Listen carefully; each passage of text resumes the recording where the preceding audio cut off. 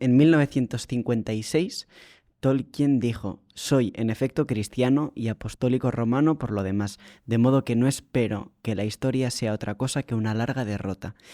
Entonces, eh, no sé si esto puede ser un poco... O sea, ¿qué piensas tú de esta frase? No sé si puede ser un poco pesimista. ¿Qué visión tenemos que tener nosotros? ¿Una Bueno, larga derrota? yo creo que es una visión inexacta. Ujú. Eso es una visión inexacta. Es decir, vamos a ver, en un sentido teológico profundo, es verdad que el triunfo final que a los cristianos les ha sido prometido viene precedido por una sucesión de derrotas. Ujú. Eso es verdad.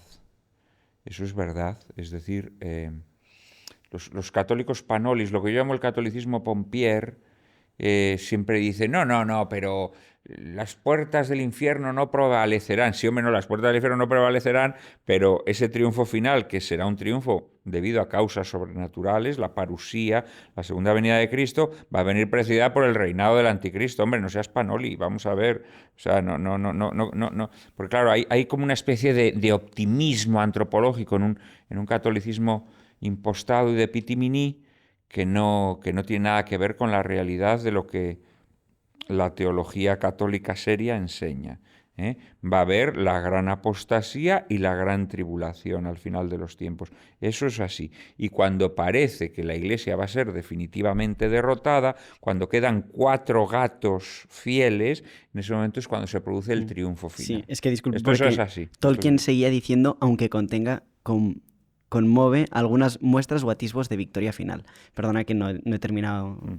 Sí. Entonces, hay una victoria final, pero ciertamente esa victoria final viene precedida por algo que no siendo una derrota absoluta se parece mucho a la derrota. Eso es así, ¿no?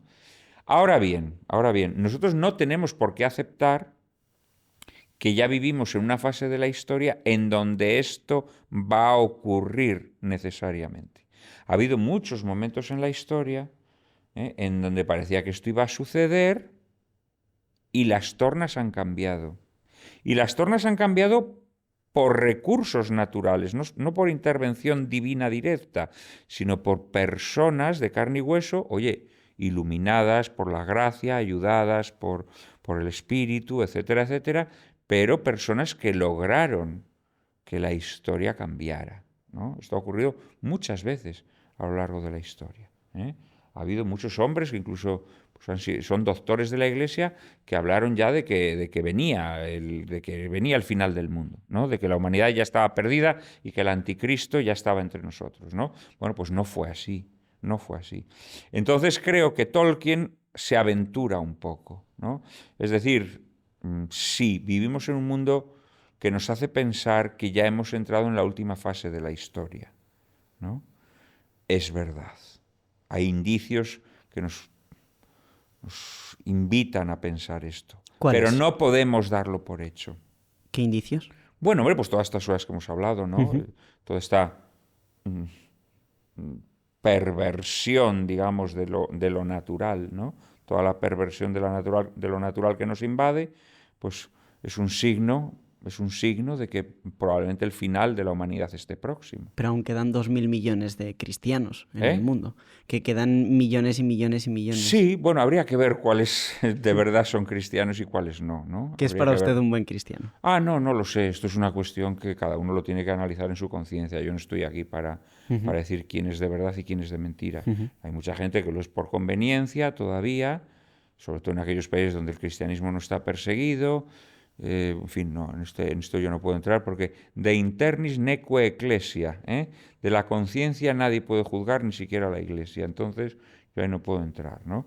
Pero es evidente que eso de decir, hay no sé cuántos miles de millones de cristianos en el mundo. Bueno, eso, querido amigo, es banal. Eso no sabemos si hay miles de millones o 7. ¿Me entiendes lo que te quiero decir? Eso no lo sabemos. En todo caso, podemos decir que hay tantos bautizados, ¿no? Pero uno puede estar bautizado y no llevar una vida cristiana consecuente, ¿me entiendes? Ujú. Entonces, pero incluso quienes aparentemente la llevan consecuente, habrá algunos que de verdad sean consecuentes y no. O sea que, no, ahí no debemos entrar. Ahí no debemos entrar. No, yo creo que sería absurdo pensar que la Iglesia está en una época floreciente o parecidas pamplinas. La Iglesia está en un proceso de crisis profunda y yo creo que esto no se puede negar, ¿no? Y yo te diría que es evidente que vivimos en un mundo cada vez más pagano, o bueno, más bien más apóstata, porque no es lo mismo el paganismo que la apostasía. Vivimos en un mundo apóstata, crecientemente apóstata, en donde lo cristiano empieza a parecer pues una isla cada vez más asediada, ¿no? Pero, repito, esto no se trata de cifras ni de números, ¿no? Porque ese es el segundo error de Tolkien. Es decir, Tolkien de alguna manera al decir eso, al decir esto, da la impresión de que está poniendo una fecha, ¿no? Está poniendo una fecha a esa derrota final, ¿no? O esa derrota previa a la victoria final, perdón, ¿no? Pero es que en el Evangelio leemos que nadie sabe el día ni la hora. Nadie sabe el día ni la hora, ¿eh? Los discípulos se lo preguntan a Cristo, ¿eso cuándo sucederá? Y dice, eso solamente lo sabe el Padre. Fíjate, ¿eh? Este es un tema muy interesante desde el punto de vista teológico, ¿no? Pero evidentemente, si el Hijo no lo sabe, ¿cómo lo va a saber Tolkien? ¿No?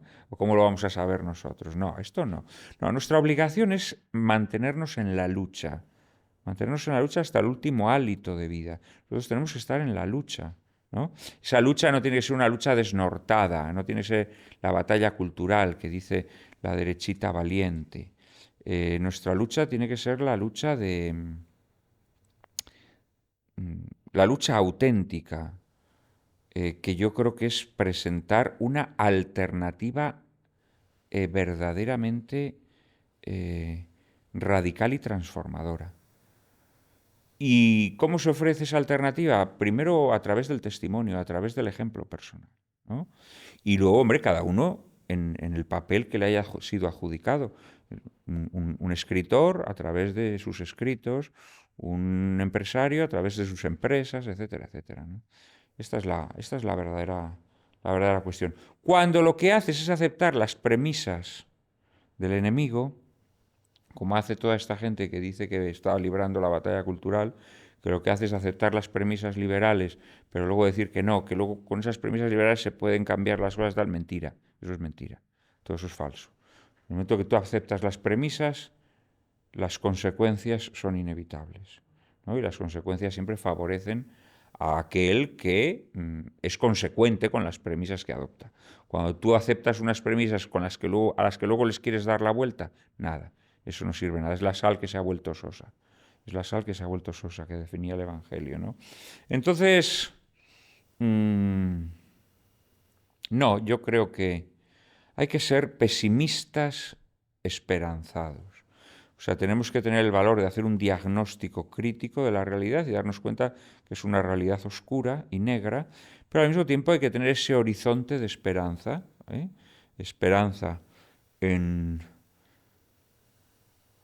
esa victoria final que nos ha sido anticipada, pero también incluso esperanza en el propio ser humano, en la propia naturaleza humana.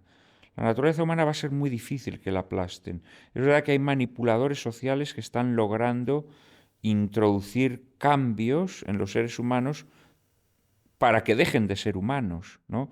Decía C.S. Lewis que no existen normas morales nuevas, igual que no existen colores originarios nuevos, ¿eh? El verde no es un color originario, es la mezcla de dos colores originarios, ¿no? Y la moral tampoco admite leyes morales nuevas, ¿no? Pero es verdad que los manipuladores sociales están introduciendo aberraciones que aceptamos como si fueran leyes humanas nuevas. Esto es falso y la naturaleza humana se terminará rebelando contra ello, de un modo u otro. No sabemos si va a ser mañana o dentro de 10 años o dentro de 100, pero esa rebelión se producirá. Y si no se produce, entonces sí, será porque ha llegado el final de los tiempos. Y entonces se producirá, según nos enseña la teología, una victoria final por intervención divina directa, ¿eh? Pero hasta que esa intervención divina directa se produzca, como no sabemos cuándo va a ser, nuestra obligación es mantenernos en la lucha.